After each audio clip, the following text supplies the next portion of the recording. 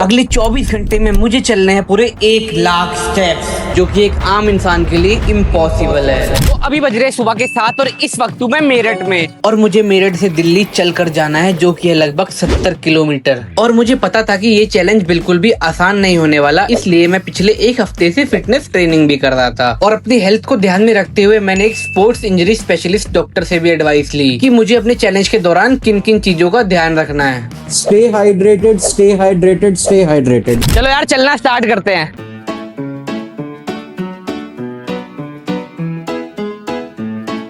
मोदी जी का आशीर्वाद ले लेते हैं।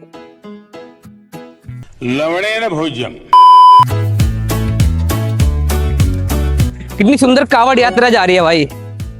तो शुरुआत में तो मुझे काफी इजी लग रहा था और देखते देखते मेरे 5000 स्टेप कंप्लीट हो गए। तो अभी 5000 स्टेप हो चुके हैं, पर अभी मेरे को ऐसी थकान महसूस नहीं हो रही, मतलब नॉर्मल लग रहा है काफी, ऐसा कुछ नहीं हो रहा। और पसीने आ गए हैं थोड़े बहुत, और चलते चलते मुझे रास्ते में ये दिख जाता है। तो गाइस यहाँ में साइड में एक हैंडपंप लगा है, चलो यार यहाँ से पानी पीते हैं, प्यास भी लग रही है यार।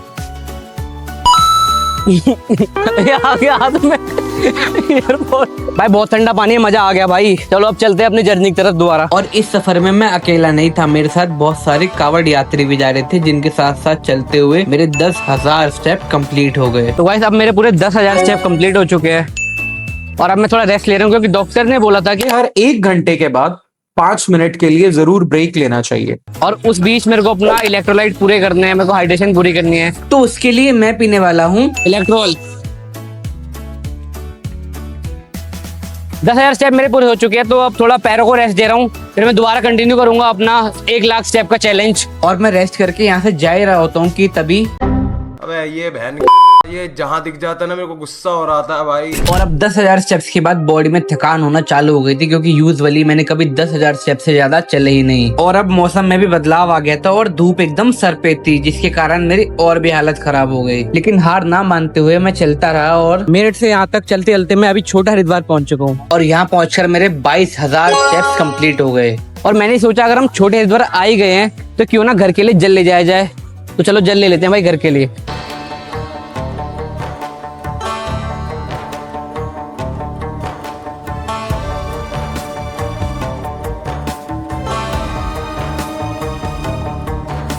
तो गाइस मैंने घर के लिए जल ले लिया है, तो चलो अब थोड़ा रेस्ट करते हैं और कुछ खाते पीते हैं, क्योंकि बॉडी भी अब रेस्ट मांग रही है। फिर छोटे हरिद्वार से निकलकर हम लोग अपनी पेट पूजा करने एक ढाबे पे पहुंच गए, जहाँ पर चाय और आलू पराठा खाकर तो मजा ही आ गया।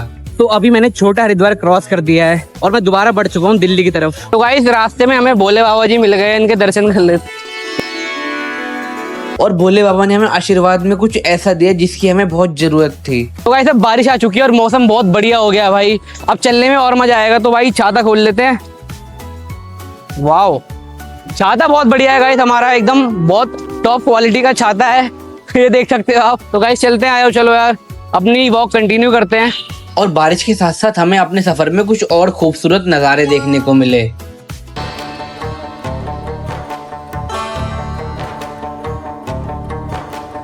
लेकिन अब हालत और भी खराब हो गई थी और हमें आराम करने के लिए एक जगह चाहिए थी। यार बहुत थका थका फील हो रहा है अब तो भाई। तो गाइस चलते चलते हमें फाइनली एक अच्छी जगह मिल गई है रेस्ट करने की। और फिर जब हमने अंदर जाके देखा तो हमें पता लगा कि यहाँ पर बहुत सारे गद्दे लगाए हुए थे ताकि लोग यहाँ पर आराम कर सके। और भाई कूलर भी बहुत तगड़ी हवा दे रहा था, तो इसी का फायदा उठाते हुए हम लोग भी थोड़ी देर सो गए। लेकिन टाइम कम होने की वजह से मैं फटाफट से फेस वॉश कर अपनी जर्नी पर दोबारा निकल गया। लेकिन थोड़ी देर चलने के बाद ही मेरे साथ कुछ ये हो जाता है। क्या हो गया? यहीं पे हाँ चल गया क्या? नहीं यार ये देखना, ये हो रहा है, देख।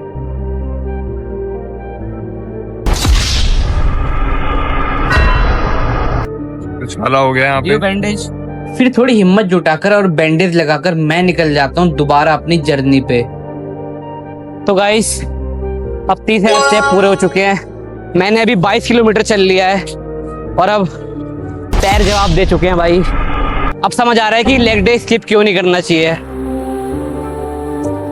अब यार बहुत चल रहा है भाई, हिम्मत नहीं हो रही बिल्कुल भी, पता नहीं यार मैं कंटिन्यू कर पाऊंगा या नहीं यार। चलो देखते हैं क्या होता है यार, जब तक जान है जब तक तो करते हैं इसे।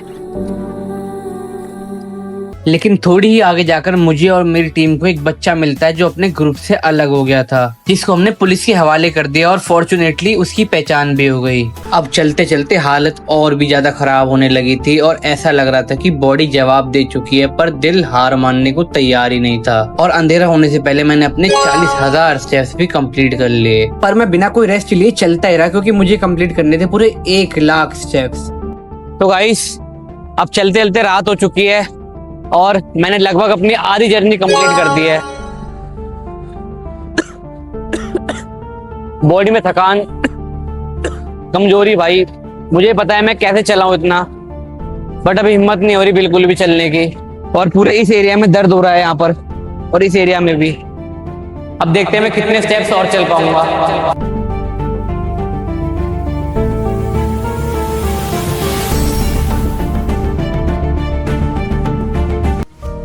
और अब बॉडी में बिल्कुल भी जान नहीं बची थी, पर मैं बिना कुछ सोचे समझे बस चलता ही जा रहा था। अभी बज रहे रात के 12 और भाई काफी अंधेरा हो चुका है और रोडें भी बिल्कुल सुनसान हो चुकी है। तो भाई डर लग रहा है बहुत ज्यादा, बट चैलेंज लिया है तो कंप्लीट तो करना ही पड़ेगा।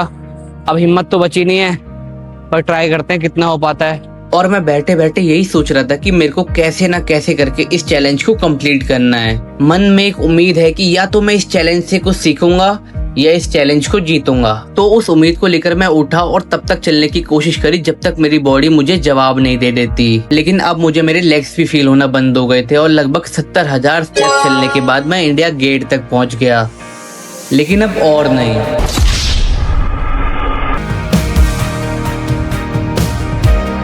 तो गाइस अभी मैं अपने घर पे आ चुका हूँ और भाई मेरे को बहुत तेज नींद आ रही है भाई, पूरी बॉडी थकी हुई है, हालत खराब हो गई है।